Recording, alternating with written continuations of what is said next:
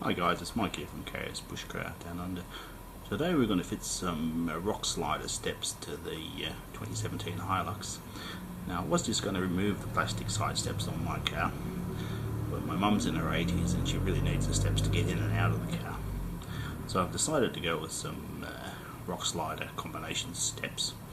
Now at the front of the step I've got a clearance to the ground of 315mm and at the back 345. So I'll use that as a reference point to see if I gain ground clearance or lose them fitting these steps. And looks like we're off to a flying start because the included instructions look absolutely nothing like what's being provided. So it looks like we might have some fun and games. Keep watching. Well, that was easy, guys. I removed 6 10mm bolts and the factory step has come off.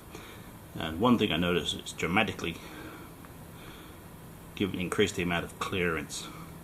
Before, the side step was certainly the low point sliding under the car, and now I've can get under much easier. It'll be interesting to see when these rock slider steps go on if I've gained or lost clearance. Anyway, keep watching, guys. Well, guys, we got the first one on. Ran into a few problems. Now, unfortunately, the centre bracket's a fraction on the high side. It actually touched the floor pan. Now, for those that aren't aware, there are sort of rubber biscuits between the chassis and the body. So when I road tested it, I got this horrible noise. Good God, what's this? So anyway, there's a room for adjustment. I put them up as high as I could get them, and when I lowered it down a bit to make sure it wasn't contacting the floor pan, obviously the noise stopped. I was pleased about that. Now the instructions are obviously written by someone whose English wasn't their first language, and required a bit of interpretation. Now unfortunately the centre hanger bracket, which is the same one I had problems with it touching the floor, the bolt kit that was provided with it was at least 30mm too short.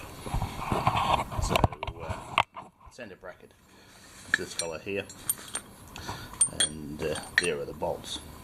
So the chassis is a good, it's at least as thick as the bolts, so they're about an inch short.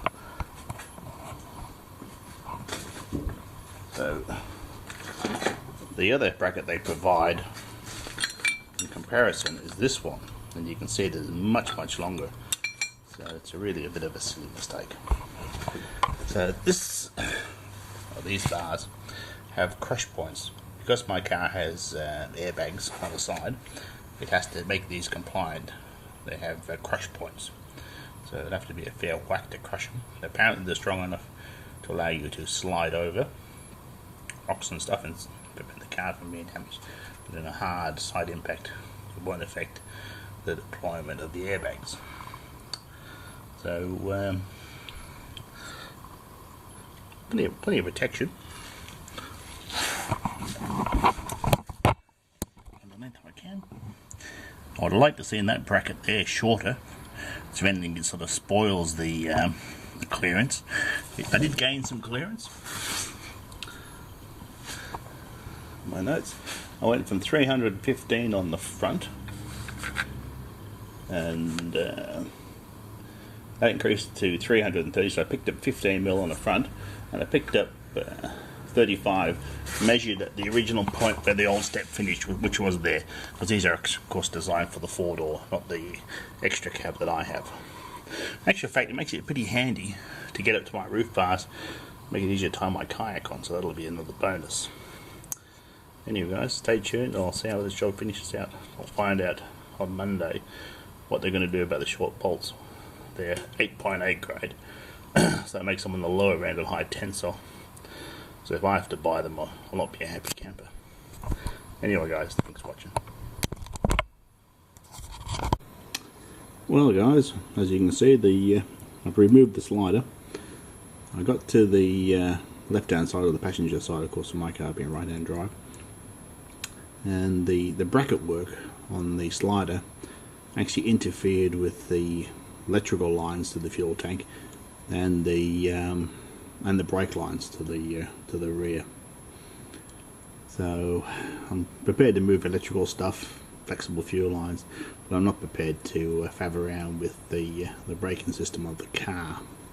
Now the brackets that they they want you to slide past the fuel lines are not exactly toys. They're a pretty solid bracket, so that's going to take a fair bit of moving lines to miss this, and I didn't want to create a rub point for a brake line on the back of that. So decision time whether I modify these brackets and do the job that should have been done to start with. The other grizzle I had, and they've got a narky habit of doing this, I don't know why it is, on accessory stuff. I mean, these cars are metric.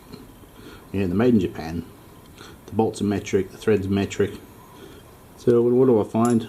They've used nuts and studs 5/8 AF. I mean, it's just one of those things. You don't want to be carrying a set of AF spanners with me, you know, up in the bush just for a few accessories. Is this accessory making my car more reliable, less reliable? Is it adding weight for no purpose? So at the moment, we're back to stock, and it's been a little bit frustrating.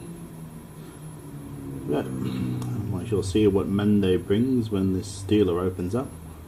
Because apparently they only accept returns if it hasn't been taken out of the package.